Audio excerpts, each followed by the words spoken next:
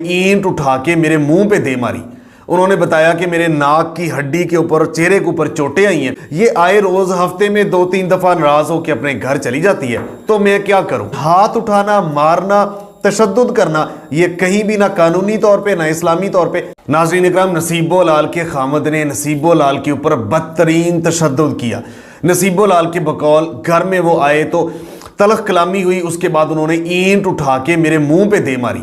उन्होंने बताया कि मेरे नाक की हड्डी के ऊपर और चेहरे के ऊपर चोटें आई हैं। हॉस्पिटल मुंतकिल हुई। उसके बाद FIR दर्ज करवा दी है और उसका खामद नवीद उसका नाम है। दूसरे फ्रेम में आप उसके खामद को भी देख रहे हैं। उसका खामद क्या कहता है ये भी मैं आपके सामने रखूंगा। नाज़रीन इकराम, इनकी रिहाइश जो है ये मैं आपको बताता चलूं कि गढ़वी मोहल्ला अली पार्क में इनकी रिहाइश है। इसका खामद ये कह रहा है कि ये आए रोज हफ्ते में 2-3 दफा नाराज होकर अपने घर चली जाती है, तो मैं क्या करूं?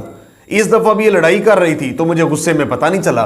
उसके बाद वो कह रहा है कि ये हफ्ते में 2-3 दफा नाराज होकर चली जाती है, बच्चे इतने बड़े हो गए हैं। अब ये है, अब ये दूसरे फ्रेम में इसके खामद को भी देख रहे हैं। पता नहीं इंटरव्यू देते हुए आपको किस तरह ये लग रहा है, आप खुद देख के बता सकते हैं। लेकिन नसीबो लाल कह रही है कि ये पहले भी मेरे ऊपर तशद्दुद करता था और मारपीट करता था, मैं बर्दाश्त कर लेती थी चूंकि हमारे बच्चे भी बड़े हैं। लेकिन अब तो इसने ईंट उठा के मुंह पे मार दी, तो मैं ये तो मेरी बर्दाश्त से बाहर है। और अब इसके ऊपर जो है ना FIR करवा दी है उसने। पुलिस ने छापा मारा। ये अफ्तारी का सामान लेने गया हुआ था। अब इसके बकौल ये कह रहा मैं तो अफ्तारी का सामान लेने गया हुआ था, मुझे पुलिस की कॉल आई, मैंने कहा आप आ जाएं, मैं भी आ जाता हूं। अब पुलिस घर आई है तो मैं फिर भी अफ्तारी का सामान ले रहा था।